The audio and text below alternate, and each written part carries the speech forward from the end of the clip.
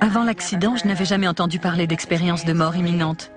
Pour moi, l'idée de la mort était toujours mêlée de peur, à savoir que se passe-t-il et où on va. Et où va-t-on? Michaela Roser a la chance d'être en vie. Le 3 juillet 1994, à l'âge de 17 ans, elle manque de se tuer dans un terrible accident de voiture. Le jour de l'accident, nous rentrions de vacances. Il faisait un temps radieux. Nous étions à 20 minutes environ de la maison. On montait une colline, juste derrière une bétaillère. Vu que le conducteur roulait très lentement, ma mère avait mis ses warnings. Lors de la montée, une jeune fille de 16 ans a voulu nous dépasser. Mais quand elle a vu qu'une voiture arrivait en face, elle a dû faire une embardée à droite et nous a percutés à 130 km/h. Sa voiture est allée s'encastrer sous la bétaillère et a continué de nous traîner sur une centaine de mètres. Les sièges se sont soulevés, le toit s'est effondré et on s'est violemment cogné la tête contre le plafond. J'ai cru que nous allions mourir décapités. Le docteur Scott Magley est l'un des premiers à arriver sur les lieux. Michaela était inconsciente. La tôle autour d'elle était tellement déformée qu'il nous était impossible d'atteindre la jeune fille. Je n'étais même pas certain qu'elle respirait encore.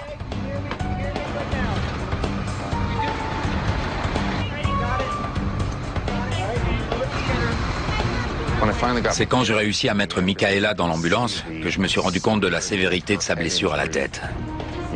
On pouvait voir son crâne. Pour qu'elle puisse respirer, il fallait lui faire passer un tube dans la trachée. Sa tension artérielle était si instable que les ambulanciers étaient dans l'incapacité de lui faire une intraveineuse dans le bras. J'ai dû la piquer à la poitrine et à l'aine pour essayer de faire remonter sa tension. Vu que sa tension et sa fréquence respiratoire étaient faibles, elle n'avait que 2 ou 3 cycles par minute, elle pouvait mourir à tout moment.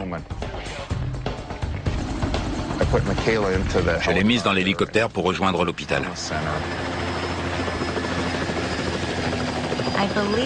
J'ai la sensation que mon expérience de mort imminente s'est produite quand on me transportait à l'hôpital, dans l'hélicoptère.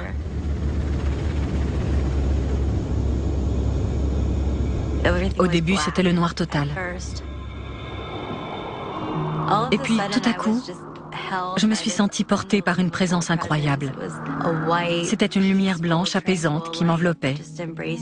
Je ne voyais pas le visage ou la forme physique de la personne qui me tenait. Par contre, je ressentais son amour et je savais que je pouvais lui faire confiance. Je dirais que c'était Dieu. À chaque question qui me venait, la réponse se trouvait déjà là. C'était comme si je comprenais tout. L'expérience que je vivais faisait partie du grand dessein. De toute ma vie, je ne me suis jamais sentie aussi bien qu'au moment de ma mort. On dit souvent qu'on voit sa vie défiler. C'est bien ce qui m'est arrivé, mais pas de la manière dont je m'imaginais. Tout s'est mis à défiler d'un coup à une vitesse vertigineuse. Je me suis revue enfant, quand je chantais, dansais et que je m'amusais, ou la fois où je me suis fait gronder par mes parents. Des souvenirs du présent aussi, et tout ce qui s'est passé pendant l'accident. J'ai aussi aperçu mon avenir. Je me suis vue avec mes petits-enfants. J'étais bombardée de mon passé, de mon présent et de mon futur, tout en même temps. Je me suis rendu compte que si j'allais de l'autre côté, tout irait bien. J'existerais toujours. J'aurais simplement à abandonner ma vie et mon corps d'antan. Jamais plus je ne serais sous cette forme. Je me suis mise à pleurer et à implorer Dieu de ne pas me laisser mourir. Je ne voulais pas mourir. Et tout à coup, j'ai eu l'impression d'être aspirée dans l'espace. Je me suis retrouvée en l'air, dans un coin de ma chambre d'hôpital. Je regardais mon corps allongé sur le lit. C'est là que j'ai compris que je m'en étais sortie. J'étais revenue. Les événements décrits par Michaela semblent remarquables. Mais ils sont partagés par les milliers de personnes qui ont vécu une expérience de mort imminente. L'expérience de mort imminente reste un mystère aux yeux de la science. C'est un phénomène qu'il nous est incapable d'expliquer avec les connaissances médicales actuelles en physiologie et en psychologie. Le docteur Kelvin Nelson n'est pas de cet avis. Pour lui, les visions dramatiques de Michaela et d'autres en plein traumatisme n'ont rien à voir avec la mort. Elles s'apparentent plutôt à des rêves suscités par une extrême baisse de tension artérielle. La mort est irréversible. On ne peut absolument pas revenir d'une mort physique. Au plus profond de notre cerveau, il y a une espèce d'interrupteur qui détermine si on est éveillé ou en phase de sommeil paradoxal. Lorsque la tension est faible, certaines personnes sont plus enclines que d'autres à faire basculer l'interrupteur en phase paradoxale, qui peut se caractériser par des hallucinations visuelles. Vous ne dormez pas, vous êtes éveillé, mais certains aspects de la phase paradoxale se manifestent en temps de crise. La plupart de nous a déjà rêvé et comprend ce qui est réel et ce qui ne l'est pas. La façon dont les événements s'enchaînent dans les rêves et le côté éphémère des songes. Cela n'a rien à voir avec une expérience de mort imminente. Chacun a ses propres hallucinations. Pour ce qui concerne les gens qui sont morts, on retrouve une expérience universelle. Voilà pourquoi je ne dirais pas qu'il s'agit d'une hallucination, étant donné qu'elle semble réelle pour tous ceux qui la vivent. Mais l'expérience de Michaela est loin d'être terminée. Dans cet entre-deux, entre la vie et la mort, en salle de soins intensifs, quelque chose est sur le point de se produire. Quelque chose d'encore plus difficile à expliquer. Ma mère m'a dit « Comment tu sais ça ?» Je lui ai répondu « J'étais là ». Il arrive que les gens soient sceptiques, mais il n'y avait pas...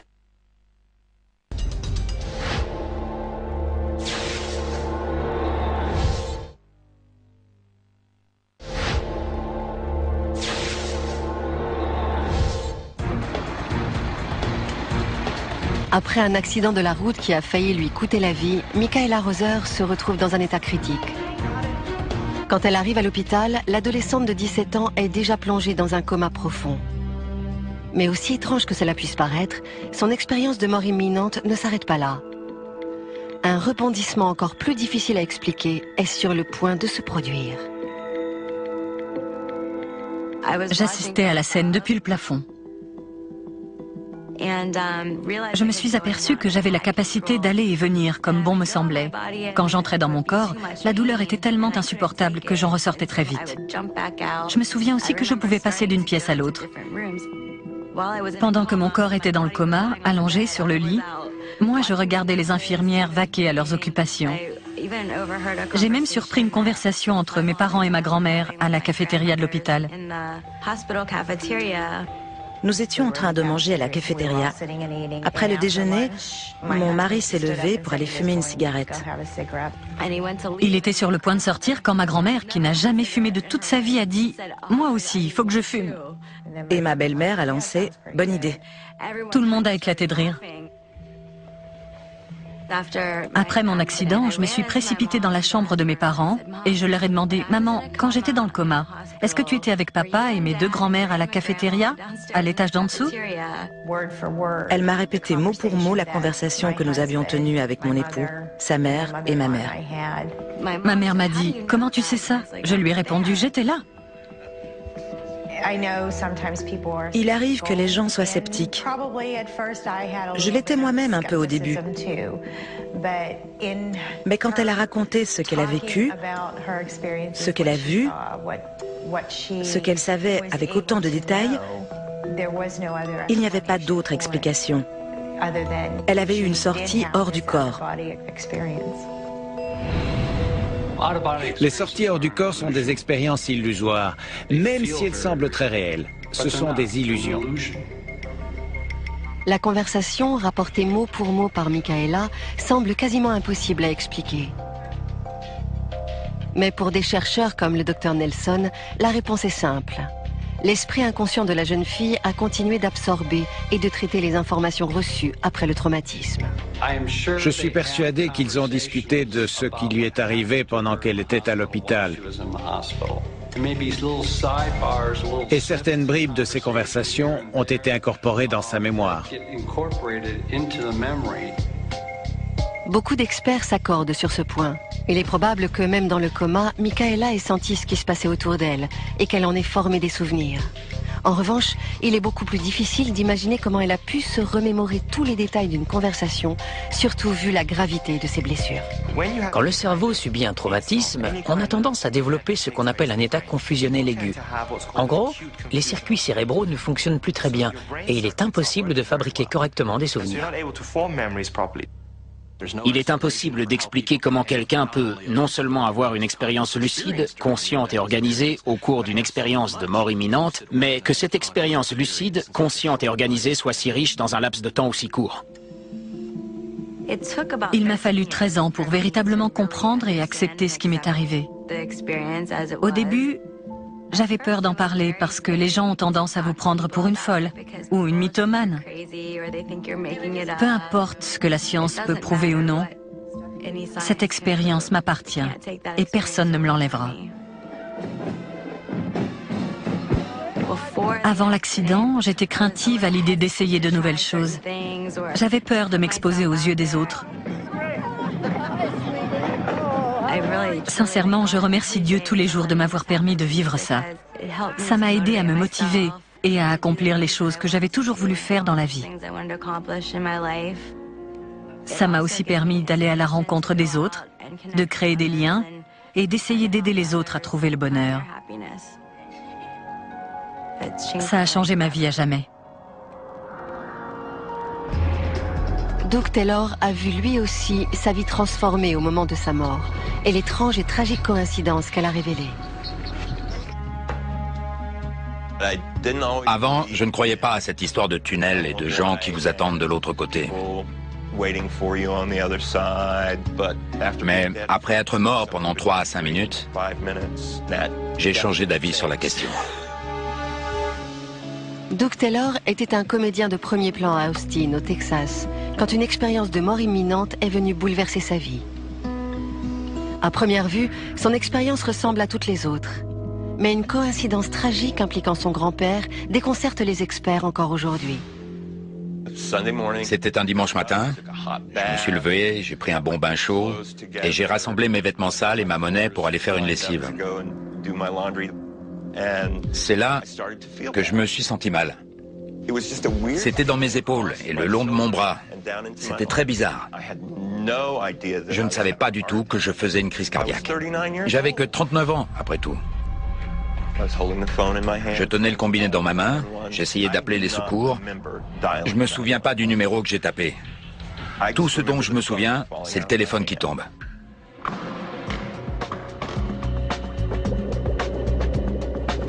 L'opératrice au bout du fil a répondu. Et vu que personne ne parlait, elle a appelé les pompiers, qui par chance ont leur caserne à 2 pâtés de maison de chez moi.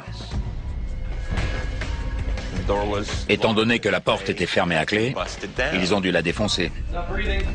Quand ils sont arrivés près de moi, j'étais mort. Le docteur Michael Watkins était le cardiologue urgentiste en service ce jour-là. Les premiers secours avaient été dépêchés sur les lieux avec un défibrillateur cardiaque automatique. Il a été utilisé à 5 reprises. Les ambulanciers sont arrivés juste après. Ils ont intubé la victime, c'est-à-dire qu'ils lui ont passé un tube dans la trachée pour le faire respirer. Et si mes souvenirs sont bons, ils ont essayé de le ranimer à 5 reprises avec le défibrillateur. Alors que les ambulanciers font tout ce qu'ils peuvent pour sauver Doug, à 480 km, son grand-père est aux prises avec une situation d'urgence.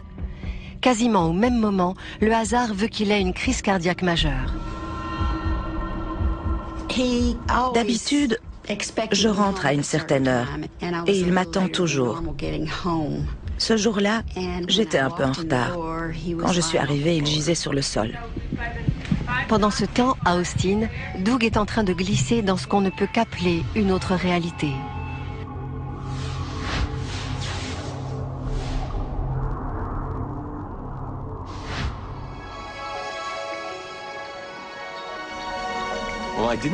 J'ai pas vu le tunnel de lumière dont tout le monde parle. J'ai seulement vu une étendue de blanc. J'avais peur de rien. Je trouvais simplement que c'était bizarre. À ma droite, je voyais l'ombre d'un chêne avec des gens en dessous. Du coup, je suis allé dans cette direction. Et à mesure que je m'approchais, j'arrivais à reconnaître les personnes qui se tenaient devant l'arbre. Il y avait mon oncle Glenn, ma tante Lala et ma grand-mère. Il devait y avoir une vingtaine de personnes. Et je leur ai toutes demandé, qu'est-ce que je fais ici? Où est-ce qu'on est? Elles n'avaient qu'une seule réponse. Ce n'est pas toi que nous attendons. Rentre à la maison. Le dernier souvenir conscient que j'ai de ce moment, c'est la voix de mon grand-père. Je ne le voyais pas, mais je sentais sa présence et je l'ai entendu me dire « T'es un sacré vénard, mon garçon ». Quand il arrive à l'hôpital, Doug est très mal en point. 2 de ses 3 artères cardiaques sont quasiment bouchées. La première fois que j'ai vu Doug, il était en soins intensifs. Il était blanc comme la mort. Il n'avait aucune couleur. Et j'ai dû appeler sa famille. À 400 km de là, Glynis, la mère de Doug, se trouve dans un autre hôpital, au chevet de son père qui vient lui aussi de faire une crise cardiaque. J'étais auprès de mon père en soins intensifs avec ma sœur. Et ma nièce a fait éruption et a dit « Tante Glynis, il y a quelqu'un au téléphone qui voudrait te parler. » Apparemment, Doug aurait fait une crise cardiaque. Et je lui ai dit « Oh Pam, ils ont dû faire une erreur et confondre ton grand-père et oncle Doug. » Elle m'a répondu « Non, je ne crois pas. Je suis désolée, mais ils ont tous les deux fait une crise cardiaque. » Ça a été un vrai déchirement. J'ai dû me résoudre à laisser mon père pour pouvoir aller auprès de mon fils qui venait de faire une crise cardiaque à l'âge de 39 ans. Peu de temps après, ma sœur m'a appelé pour me dire que notre père était décédé. C'est là que j'ai pensé, est-ce que Doug va connaître le même sort? Est-ce que je vais les perdre tous les deux le même jour? Après 2 grosses opérations de chirurgie cardiaque, Doug est toujours dans un état critique. 3 jours plus tard, il reprend connaissance. Quand il a ouvert les yeux, nous étions extrêmement soulagés. Il a demandé des nouvelles de son papy. J'ai trouvé cela étrange qu'il me demande à chacune de ses visites comment allait son grand-père. Je lui ai dit qu'il allait bien parce que le docteur m'avait conseillé de lui cacher la vérité. Nous ne lui avons appris la nouvelle que le jeudi matin. Je n'ai compris le message que lorsque ma mère m'a dit que mon grand-père était mort. Je me suis rappelé ce que les gens m'avaient dit. Ce n'est pas toi que nous attendons, rentre à la maison. Ce n'est pas moi qu'ils attendaient, mais mon grand-père. Je pouvais rentrer alors que lui devait rester. J'en ai encore des frissons.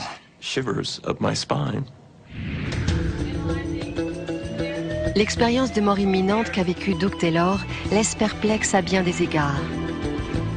Comment a-t-il pu former des souvenirs après une telle crise cardiaque, alors même qu'il était mort pendant plusieurs minutes? Lors d'un arrêt cardiaque, les données sont claires. Il n'y a aucune activité électrique du cerveau pendant une moyenne de 10 secondes après l'arrêt cardiaque. La grande question qui se pose alors est de savoir ce qui se passe dans l'esprit et dans la conscience de la victime quand son cœur ne bat plus. Parce que de nombreuses études prouvent qu'il est possible de ranimer des gens qui recouvrent pleinement leur esprit et leur conscience. Le plus stupéfiant, c'est qu'il est strictement impossible que Doug ait pu savoir que son grand-père a eu une crise cardiaque qui lui a été fatale quasiment au même moment. C'est tout bonnement une histoire qui dépasse l'entendement. Pourtant, selon le docteur Kevin Nelson, une explication physiologique peut être avancée. Il suggère que la rencontre entre les 2 hommes est le produit du cerveau de Doug, via les mêmes procédés oniriques complexes qui ont généré l'expérience saisissante de décorporation de Michaela Roser. On peut imaginer que sa mère a quitté le chevet de son père pour venir veiller sur lui et qu'elle a discuté avec le personnel médical pendant qu'il était conscient, mais qu'il ne réagissait pas. Je ne pense pas que les expériences de mort imminente soient des rêves. Elles déclenchent plutôt le mécanisme de fabrication onirique pendant que nous sommes éveillés et lors de crises. J'ai raconté cette histoire à chaque personne que j'ai rencontrée et avec qui j'ai parlé plus de 5 minutes. À mes yeux, c'est important. Les gens doivent savoir qu'il existe une vie après la mort, qu'on continue de faire de meilleures choses. Avant mon expérience de mort imminente, J'étais soupolé. Je m'emportais pour un rien. Désormais, je reste calme en toutes circonstances. C'est tellement difficile d'exprimer l'amour, la chaleur et la compréhension que j'ai ressentie, que les gens à qui je raconte mon histoire repartent en disant « Waouh, j'aimerais vivre ça. J'aimerais y aller. » L'expérience de mort imminente qu'a vécu Doug, ainsi que sa rencontre avec son grand-père, ont coïncidé avec un électrocardiogramme plat pendant plus de 3 minutes. Mais ce genre d'expérience ne commence pas forcément par une mort. J'avais l'impression que quelque chose de terrible allait se produire.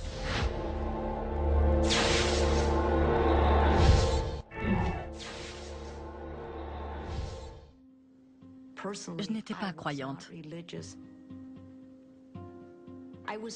Avant l'accident, j'étais tellement sceptique face à ces histoires de mort imminente que j'essayais toujours de les expliquer de façon scientifique. Maintenant, j'ai complètement changé. Au printemps 2003, Marie-Jo Rapini travaille comme psychothérapeute à Lubbock, au Texas. Elle n'a jamais cru aux expériences de mort imminente, alors même que des dizaines de ses patients en phase terminale lui soutenaient qu'elles étaient bien réelles. Avant de mourir, il me prenait la main et me demandait « Marie-Jo, est-ce que vous les voyez? Est-ce que vous les voyez ?» Je me contentais de répondre « non », sans même lever la tête. Je ne les vois pas. Mais la veille du dimanche de Pâques, tous ces doutes allaient être balayés à jamais. J'avais organisé un grand dîner chez moi, j'avais donc 1001 choses à faire. Je suis partie faire un peu de sport, je me sentais bien, je voulais travailler mes pectoraux. J'ai donné tout ce que j'avais sur cette machine.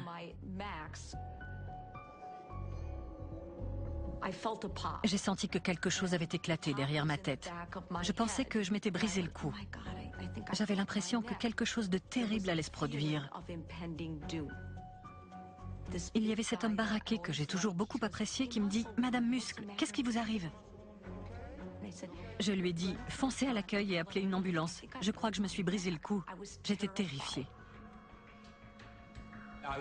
J'étais chez le coiffeur et j'ai reçu un coup de téléphone. Votre femme a eu un accident, vous devez vous rendre aux urgences. Plus tard, le neurochirurgien est arrivé, a mis le scanner sur l'écran et a dit « Il y a du sang dans son cerveau ». J'étais totalement incrédule. Alors qu'on voyait très bien le sang, il y en avait énormément. Marie-Jo est victime d'une hémorragie sous-arachnoïdienne. Malgré la gravité du diagnostic, les médecins ont pourtant bon espoir d'éviter une opération chirurgicale à haut risque. Mais 4 jours après son admission à l'hôpital, Marie-Jo voit ses taux d'oxygène chuter. Elle n'a plus qu'une seule option, subir une opération du cerveau. J'étais allongée sur mon lit et je sentais que tout le monde s'agitait autour de moi. J'arrivais à sentir la gravité de la situation.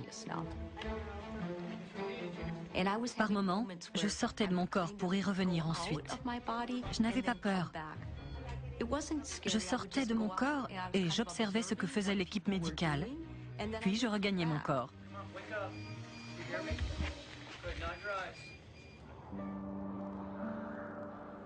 Soudain, j'ai aperçu une lumière, une toute petite lumière. Je me suis fait la réflexion, est-ce que ce ne serait pas le tunnel de lumière dont parlaient mes patients atteints du cancer? Mais je n'avais pas peur, j'étais consciente, j'évaluais la situation. Et puis soudain, la lumière a grossi jusqu'à devenir énorme. Et je me suis retrouvée à l'intérieur. Il y faisait si bon et c'était si réconfortant. C'était rempli d'amour, mais pas d'amour humain. On parle souvent d'amour inconditionnel, mais ça n'existe pas sur Terre. Je l'ai ressenti là-bas. Il flottait un sentiment d'amour et de paix absolue. Mon Dieu, c'était incroyable. Et puis, je me suis retrouvée quelque part, dans une espèce de pièce rosâtre. C'était très lumineux. Et Dieu me portait. Je me souviens qu'il me tenait dans ses bras et qu'il me parlait. Mais je n'utilisais pas mes oreilles comme on le fait sur Terre. Ce qu'il me disait, je le comprenais à travers ma peau, à travers mon corps tout entier. Il m'appelait par mon prénom. Il me disait « Marie-Jo, tu ne peux pas rester ». Et je disais « Je ne veux pas rester ». J'étais contrariée. Je donnais à Dieu toutes les raisons humaines qui faisaient que je pouvais rester. Et c'est alors qu'il m'a dit, « Laisse-moi te poser une question. As-tu déjà ressenti le même amour pour quelqu'un que celui que tu ressens ici ?» Je lui ai répondu, « Non, c'est impossible. Je ne suis qu'un être humain. » Et j'ai ressenti une espèce de petit rire, plein d'amour et de chaleur. C'était comme si un être cher vous prenait dans ses bras et vous disait, « Tu peux mieux faire. » Je ne me souviens pas d'avoir quitté Dieu, ni d'être repassée par le tunnel. Je me suis réveillée. Mon mari, en pleurs, me secouait. « Marie, Marie, ne me laisse pas tout seul. » Et il a ajouté, « On a encore tellement de paperasse à remplir. » Je faisais ce que nous, médecins, appelons le consentement éclairé. Je l'informais de tout ce qui pouvait se passer. Je lui ai lâché, « Ron, fais donc ce que tu as à faire. » On aurait dit que ça lui faisait ni chaud ni froid. Elle voulait que ce soit moi qui décide. Il a répondu, « Marie, tu dois y mettre du tien. Tu dois vouloir revenir vers moi. » Et je lui ai dit, « Je ne vais pas mourir. Je viens de parler avec Dieu. » Marie-Jo a eu beaucoup de chance. Les médecins avaient réussi à soigner un petit anévrisme. Elle a pu guérir sans aucune séquelle cérébrale permanente.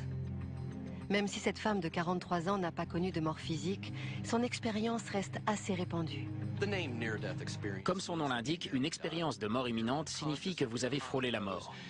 Quand vous êtes inconscient, dans le coma ou que votre état physique ne s'améliore pas, il est certain que vous finirez par mourir de façon permanente. Quand vous commencez à avoir des souvenirs lucides et organisés typiques des expériences de mort imminente, c'est que vous venez d'en vivre une. Les neurologues comme Kevin Nelson sont d'accord pour dire que Marie-Jo a peut-être vécu une expérience similaire à celle que traversent les gens qui font un arrêt cardiaque. Mais ils soutiennent que cela fait partie de la même réponse biologique qui n'a besoin d'aucune explication surnaturelle. Ces expériences sont la plupart du temps provoquées par un cerveau endommagé, souvent par une pression artérielle basse. Et ce n'est d'ailleurs pas le cerveau qui lâche en premier, ce sont les yeux. La vision, d'abord périphérique, puis centrale, se perd, ce qui fait apparaître une vision en tunnel avec la pression artérielle basse. Ce procédé complexe ne génère pas simplement l'illusion de voir un tunnel. Pour le docteur Nelson, d'autres systèmes se déclenchent au fin fond du cerveau et produisent cette sensation de bien-être extrême décrite par Marie-Jo et les autres. Nous avons tendance à oublier que le système de phase paradoxale est étroitement lié au système de récompense. En fait, le système qui nous fait apprécier la nourriture et les relations sexuelles est interconnecté avec le système de phase paradoxale. Vous ajoutez à cela le mécanisme de rêve pendant que vous êtes éveillé. À votre avis, qu'est-ce qui ressort de tout cela ? Un énorme sentiment d'euphorie, et ce, dans le contexte de la mort. Le rêve en lui-même n'a pas chamboulé ma vie à tout jamais. C'est l'expérience en tant que telle qui m'a transformée. Je me suis sentie coupable de voir à quel point j'étais incapable d'aider mes patients atteints du cancer à aller vers Dieu. J'ai énormément changé. Je suis devenue beaucoup plus spirituelle. Je ne remets pas du tout en cause l'expérience que j'ai vécue, mais j'ai parfois des doutes sur la façon dont je l'utilise. J'ai la conviction que cette vision va toucher et aider beaucoup de gens. Mais est-ce suffisant? Si les récits de mort imminente et de sortie hors du corps ne sont pas rares, il est beaucoup plus difficile de les vérifier. Le cas extraordinaire de Jerry Baldwin reste peut-être le plus compliqué à justifier. Avant mon expérience de mort imminente, je n'en avais jamais lu, j'en avais même jamais entendu parler. Si quelqu'un avait évoqué ce sujet en ma présence, je l'aurais traité de fou. Jerry Baldwin n'aurait en effet jamais pu imaginer tous les événements qui allaient changer sa vie à tout jamais. À l'automne 1993, il n'a que 47 ans quand il part en retraite anticipée. Jusque-là, il était maître mécanicien. J'étais encore assez massif, mais j'avais déjà perdu une 50aine de kilos. Pour moi, tout allait bien. Mais j'étais un gros fumeur, je fumais deux paquets et demi par jour. Ce matin-là, je me suis levé et j'ai regardé la liste de choses que j'avais à faire. C'est là que mon problème s'est déclenché. J'avais le bras tout engourdi et je ne me sentais pas dans mon assiette. En bon fumeur, je me suis dit que si je m'en grillais une, je me sentirais mieux. J'ai commencé à me sentir oppressé. Je me suis levé, j'ai éteint ma cigarette, j'ai monté les 2 marches pour rentrer chez moi et tout à coup, j'ai eu une douleur à la poitrine. J'ai fini par m'effondrer.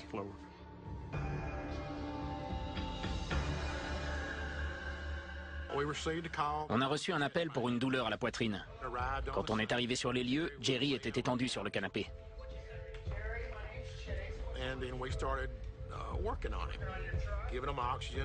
On a fait notre boulot, on lui a donné de l'oxygène, on lui a passé le cardiofréquencemètre, on lui a fait des intraveineuses, etc.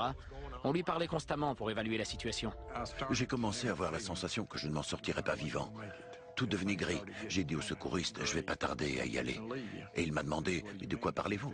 J'ai dit, je vais bientôt mourir. Ce sont les dernières paroles que j'ai prononcées. À partir du moment où il a fait un arrêt cardiaque, il ne répondait plus et il n'était plus conscient. La procédure consiste alors à frapper la victime dans la région précordiale. C'est ce qu'a fait mon coéquipier en lui donnant 3 coups de poing successifs.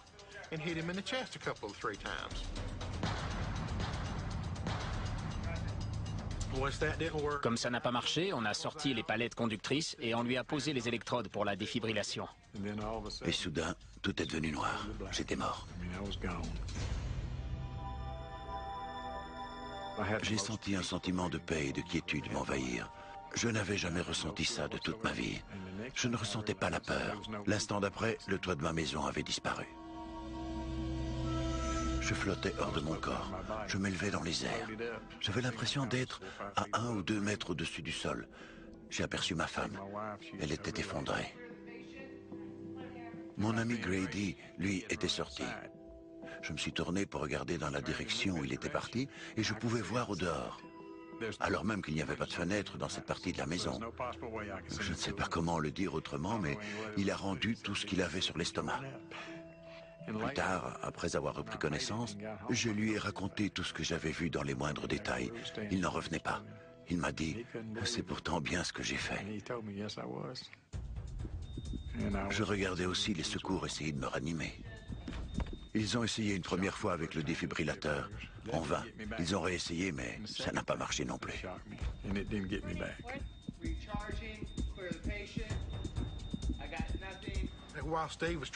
Pendant que Dave essayait de recharger les palettes pour la 3e tentative, les batteries du défibrillateur ont lâché, ce qui n'est pas inhabituel. Ça nous était déjà arrivé. Fort heureusement, des renforts étaient en route. Une seconde équipe d'ambulanciers fonçait déjà vers le domicile de Jerry. J'ai regardé sur ma gauche et j'ai vu une 2e ambulance arriver. C'était l'équipe de renfort qui apportait de nouvelles palettes. Plus tard, je leur ai dit que je savais qui conduisait. Je ne veux pas dire que ça m'a fichu les chocottes, mais c'était quand même bigrement effrayant. C'était un peu la 4e dimension. Prisonnier des limbes, Jerry ignore si les secours en renfort arriveront à temps pour le sauver. À cet instant, il ignore que son extraordinaire voyage ne fait que commencer. Soudain, je me suis retrouvé dans le tunnel, la tête la première.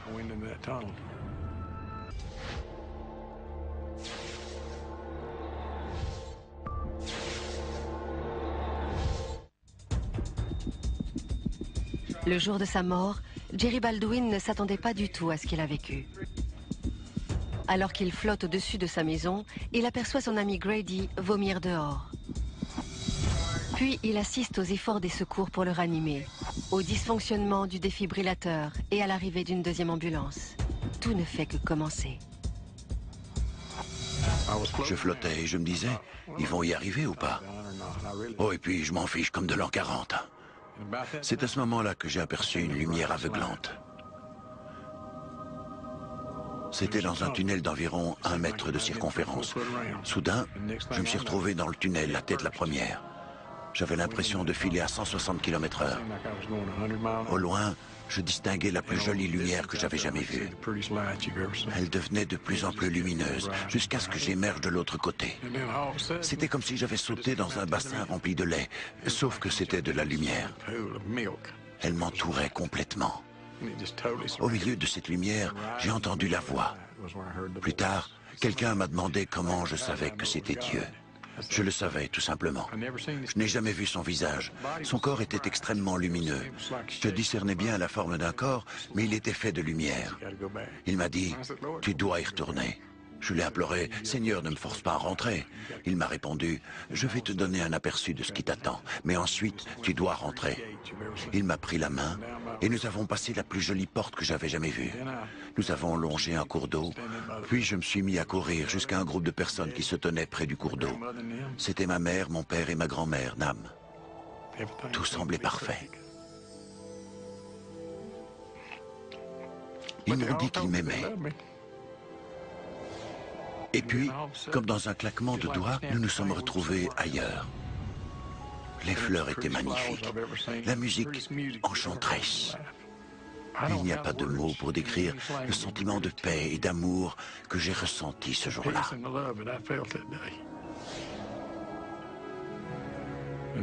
Et subitement, Dieu m'a dit, « Voilà, tu as vu, j'ai encore du travail pour toi. » Et quand il a lâché ma main, je me suis retrouvé dans le tunnel.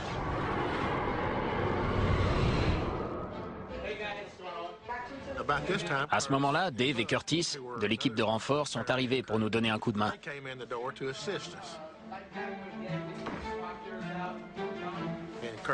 Curtis a disposé les palettes sur la poitrine de Jerry. Ça a fonctionné du premier coup. Ils m'ont dit que j'étais mort pendant 3 à 4 minutes. J'avais plutôt l'impression que 3 ou 4 mois venaient de s'écouler. Le temps s'était arrêté. Cette histoire dramatique renferme plusieurs détails on ne peut plus surprenants. Comment Jerry a-t-il pu voir son ami Grady alors même qu'il n'y avait pas de fenêtre? Comment a-t-il su que le premier défibrillateur était tombé en panne? Comment a-t-il pu voir la seconde ambulance arriver? Tout cela s'est produit alors qu'il était cliniquement mort. Quand quelqu'un vit une expérience de mort imminente, ou des rêves, des illusions, ou toute autre chose qui n'a rien à voir avec des observations faites en substance, on s'attendrait à des descriptions irréelles, illusoires, oniriques. Ce n'est pas du tout le cas. La grande majorité des descriptions qui nous est rapportée fait état de détails extrêmement précis. Le docteur Kevin Nelson n'est pas de cet avis. Selon lui, les sorties hors du corps, telles que celles vécues par Jerry, sont de véritables souvenirs générés par notre cerveau pendant et même après le traumatisme. Quand nous déclenchons en laboratoire des expériences de sortie hors du corps, tout se passe dans ce qu'on appelle le carrefour temporopariétal. Nous pensons que c'est dans cette région que se rejoignent notre vision, nos capteurs de position et ce qui nous fait ressentir notre corps. Si cette zone est mise à mal, alors vous ne savez plus où vous êtes et vous allez reconstituer une carte visuelle à partir de vos souvenirs. C'est un argument fascinant. Le problème, c'est que les événements bien spécifiques que nous décrivent les personnes se sont produits 10, 20, 30, voire 40 minutes après la mort clinique, quand tous nos indicateurs montrent que le cerveau ne fonctionne plus, qu'il n'est plus irrigué par le sang, et donc qu'il lui est impossible d'assimiler des informations. Pourtant, à leur réveil, ces personnes ont une conscience intacte. Elles peuvent faire appel à des souvenirs complets. Leur raison fonctionne et elles peuvent nous raconter en détail ce qui s'est passé, comme si elles étaient restées conscientes. Les décorporations vécues par des victimes d'arrêt cardiaque comme Jerry offrent sans doute la clé pour mettre un point final à ce vieux débat de la réalité ou non des expériences de mort imminente. Le docteur Sam Parnia a mis au point une méthode unique pour vérifier la véracité des visions, le tout dans un environnement contrôlé. Nous avons disposé des étagères près du plafond, avec sur le dessus une image qui ne peut se voir depuis le plafond que si on regarde en bas depuis le haut. Elles sont invisibles quand on les regarde depuis le sol. Toutes les images sont différentes et n'ont aucun rapport avec un environnement hospitalier. Si nous avons 500 ou 1000 personnes qui nous disent qu'elles ont vu les équipes médicales s'affairer sur leur corps, comme cela revient dans nombre d'anecdotes, mais qu'aucune de ces personnes n'a vu les images, alors nous pourrons conclure que les expériences de mort imminente n'existent vraisemblablement pas. Ce n'est peut-être que notre esprit qui nous joue des tours et qui nous fait croire qu'on a vu quelque chose alors que c'est faux. En revanche, si ces personnes reviennent à elles et nous disent avoir vu les images, alors la communauté scientifique devra se résoudre à accepter qu'une telle expérience a bel et bien eu lieu. À nous alors d'essayer d'expliquer scientifiquement ce qui se passe. Le docteur Parnia espère être en mesure de publier les résultats de cette étude dans les prochaines années. Les implications pourraient être sans précédent. S'il prouve que les expériences de sortie hors du corps sont bien réelles, cela voudra dire que notre esprit et que notre conscience peuvent exister en dehors de notre enveloppe corporelle. Les expériences de mort imminente ne seront alors plus considérées comme des illusions. Cela marquera la naissance d'une nouvelle branche de la science, une branche qui s'intéressera à l'esprit et à la conscience de l'être humain. Cette entité qui fait de nous ce que nous sommes. Les implications seront profondes pour chaque être humain sur cette planète. À chaque fois que je raconte cette histoire, je ne peux m'empêcher de pleurer. La plupart des gens me prennent pour un fou. Après 9 ans, je l'ai raconté à 9 personnes. Une personne par an. Et elles étaient toutes en phase terminale. Ça ne m'a pas posé de problème de leur dire parce qu'elles ne peuvent pas me traiter de fou puisqu'elles vont bientôt partir. Ça les a rassurées. Elles passeront de l'autre côté bien plus facilement.